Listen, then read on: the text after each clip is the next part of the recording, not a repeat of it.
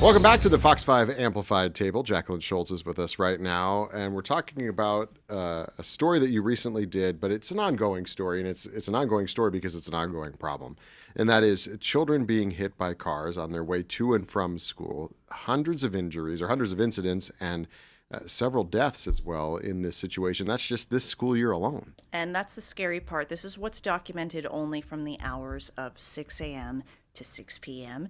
and only kids who are going to or from school. You can just imagine, as long as you've been here, the amount of recklessness that our drivers have on the roads, and also a number of people jaywalking, whether it be children or adults. There are constantly pedestrian crashes and pedestrian fatalities.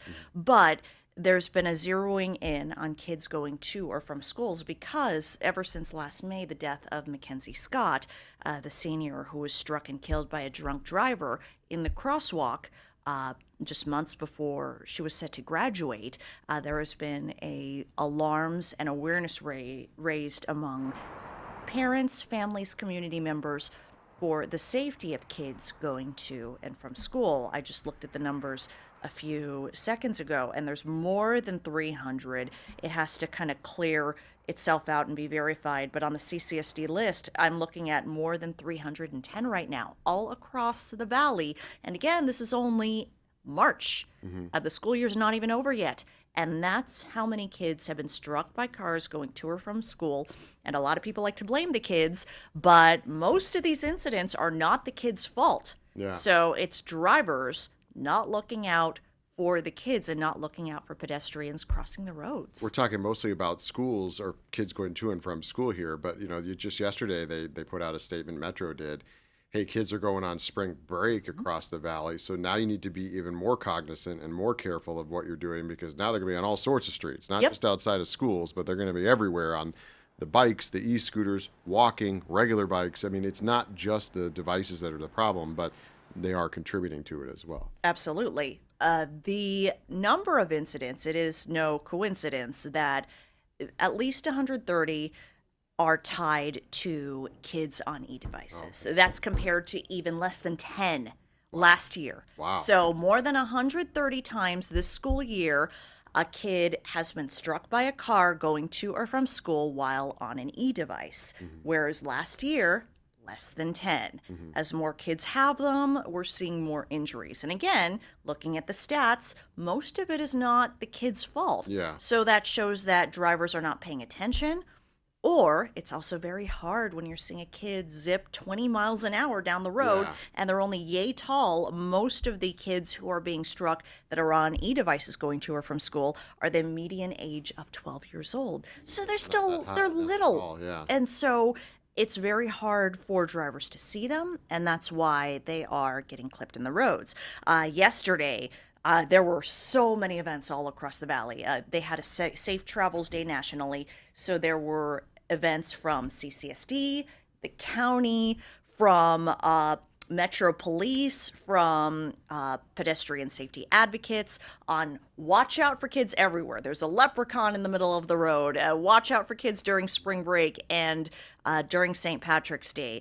There were free helmets being given away at CCSD schools. There was a child safety fair yesterday, helping kids be aware about the laws about e-bikes, e-scooters, what's a legal device, what's not a legal device, and just expanding and helping educate children and parents as well what they need to do. Yeah, and I know that we always tend to focus on the e-scooters, but the rules are still different in every different city. Like in Henderson, electric bikes, which is more like an electric motorcycle, are not allowed. E-scooters are allowed, but they've got now restrictions put on them, putting on helmets, all that other stuff.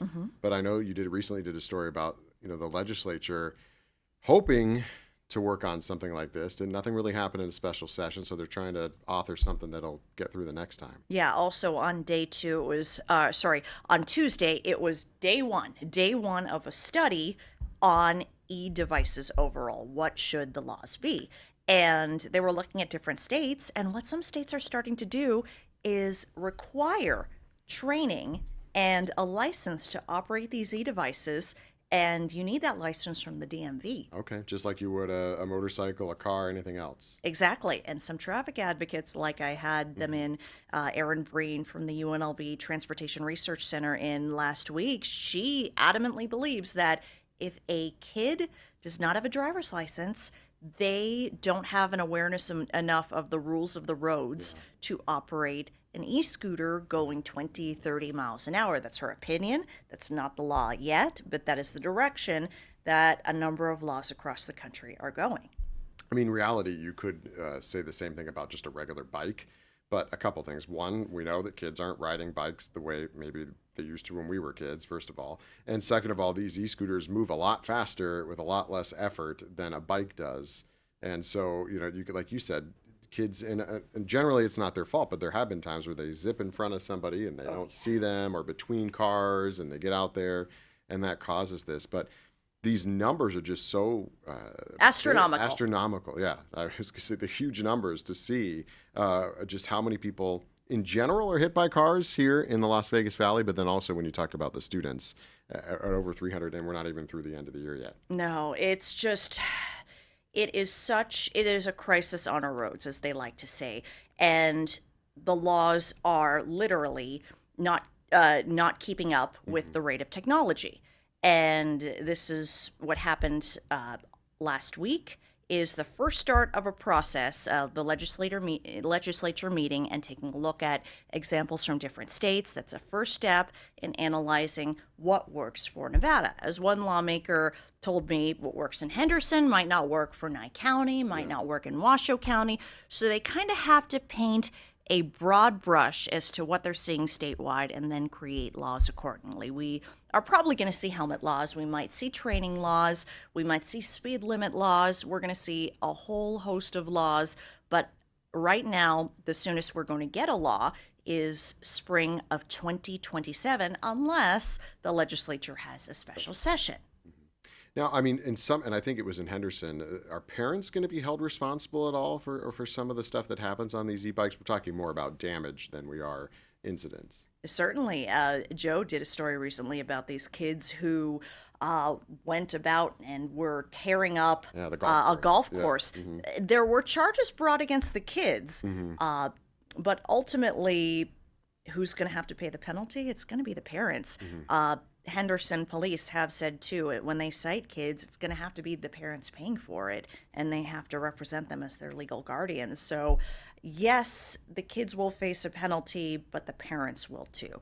You and Joe have been doing so many stories on both of these issues, and I know he did one recently too, where we talked with the folks at the crosswalk folks that get people to school, and they were talking about crossing guards. Yes. Escaping me for a second. They were talking about how they do actually feel like we held that forum here at the station. There's been a lot of stories lately. They do feel like the word is getting out there, which Yeah. hopefully the same thing is happening for the e-bikes, e-scooters, and just kids being safe around schools.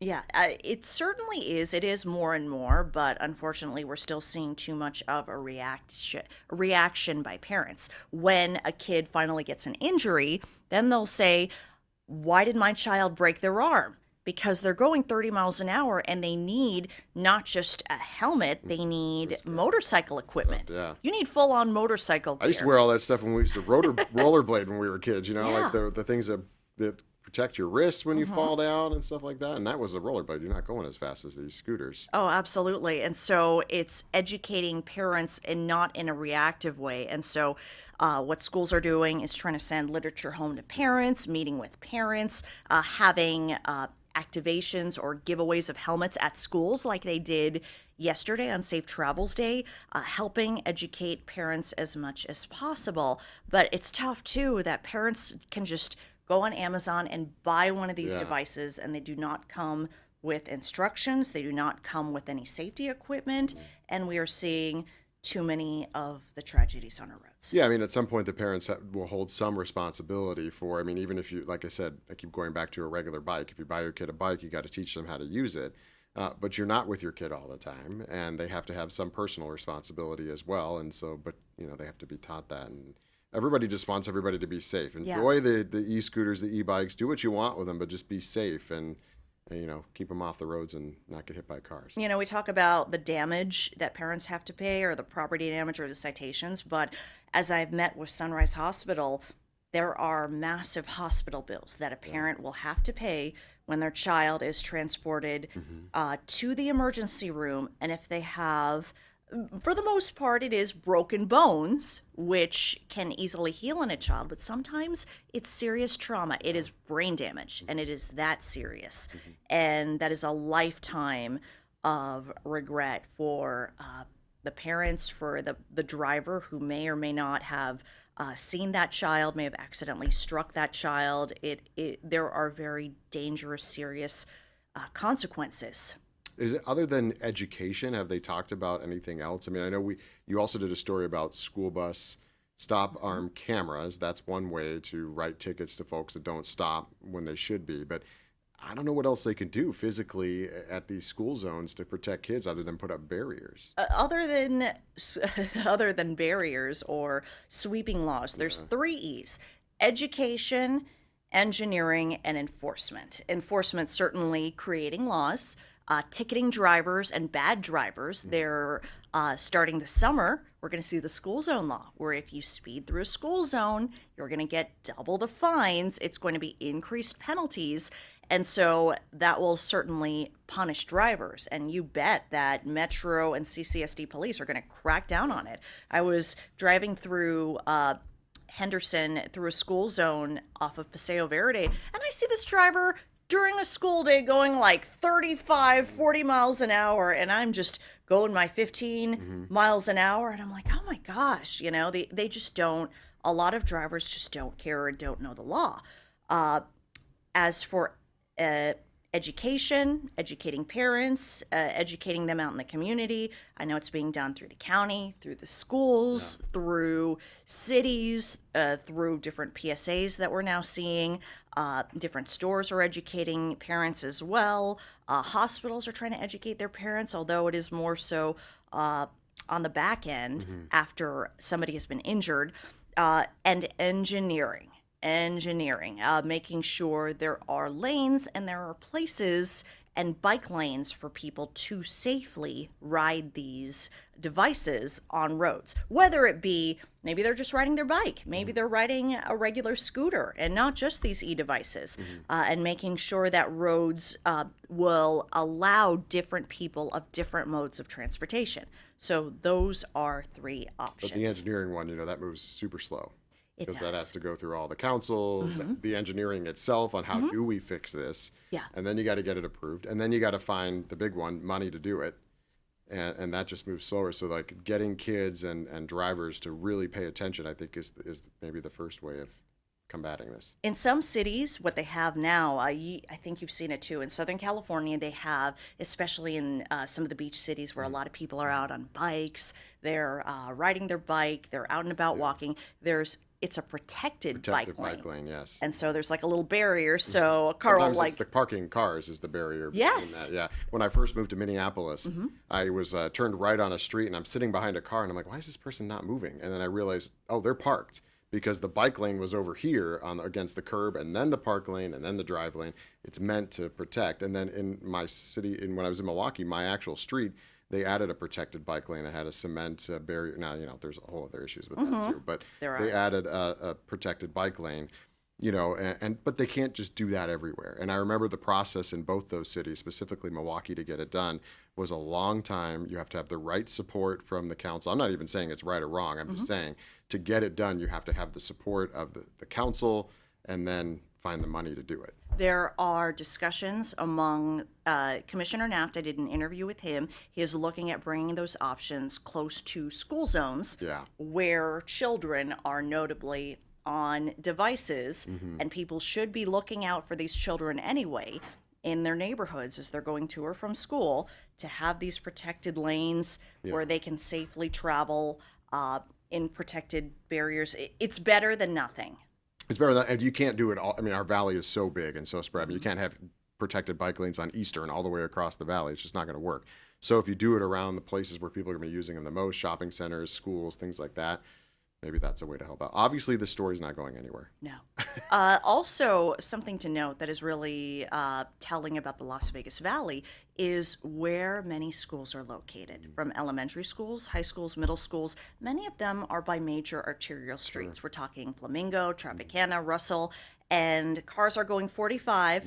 They might even be going 55 or higher, and they shouldn't be. But then there are kids getting out of school and crossing the street. Yeah. And that is being studied right now, because if you're having these pedestrians and these little children walking along these arterial roads as they're described, and having these schools by these arterial roads, then that's an engineering problem, and that's a location that needs to be scrutinized. Yeah. And that's going to be looked at, and there's going to be a giant safety report that is going to be presented to the commission for the county and also CCSD in April.